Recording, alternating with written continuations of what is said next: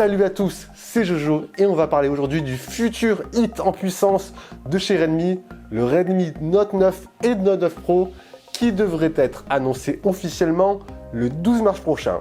Un futur hit en puissance? Non, j'exagère pas. Pour preuve, la marque a réussi à placer l'un de ses smartphones dans le top 10 des smartphones les plus vendus en 2019 avec le Redmi Note 7. Plutôt pas mal, non? Le successeur, le Note 8, avec ses deux versions, le 8T et le 8 Pro, ont été salués par la presse et trust actuellement sur l'entrée de gamme.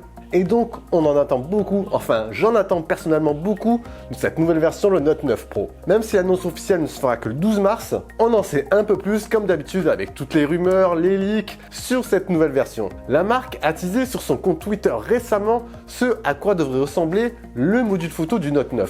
On voit notamment un 9 pour Redmi Note 9 encadrant un module photo carré. Du coup, certains designers se sont empressés à imaginer ce à quoi pourrait ressembler le smartphone, enfin le dos du smartphone plutôt, et dans l'imaginaire de certains, il pourrait ressembler à ça. On voit un dos du smartphone assez sobre et surtout avec un module photo carré intégré au milieu du smartphone, ressemblant notamment au Huawei Mate 20. Par ailleurs, comme je l'ai noté aussi sur mes petites fiches, on a toutes, enfin certaines spécificités de la fiche technique des deux smartphones. Le Note 8 devrait vraisemblablement embarquer un processeur Snapdragon 720G, G pour orienté gaming, un processeur milieu de gamme compatible HDR et Wi-Fi 6. On devrait aussi avoir 3, 4 ou 6 Go de mémoire vive selon les versions et 32, 64 ou 128 Go de stockage. Concernant l'écran ensuite, on n'a pas forcément plus de précision, mais on devrait rester sur une dalle LCD IPS avec une définition Full HD+.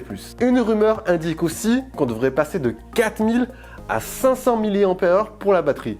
Donc un gain quand même de 25% par rapport au Note 8. Donc ce Note 9 devrait vraisemblablement être un champion de l'autonomie. Après, les différences notoires entre les deux versions, le Note 9 et le Note 9 Pro, seraient sur deux points: le processeur et le module photo. Sur la partie processeur, comme je te l'ai dit, le Note 9 embarquerait un processeur Snapdragon 720G et le Note 9 Pro un processeur un peu plus puissant, le MediaTek 800. L'autre différence serait sur le capteur photo, comme je te l'ai dit.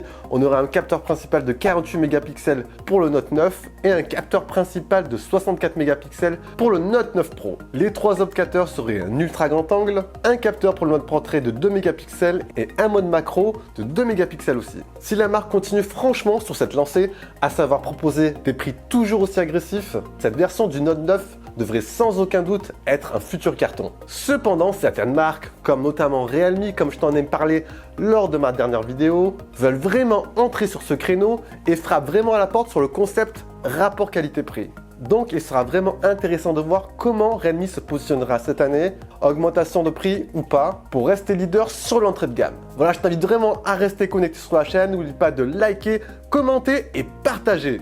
Sur ce, je te dis à la prochaine, ciao ciao.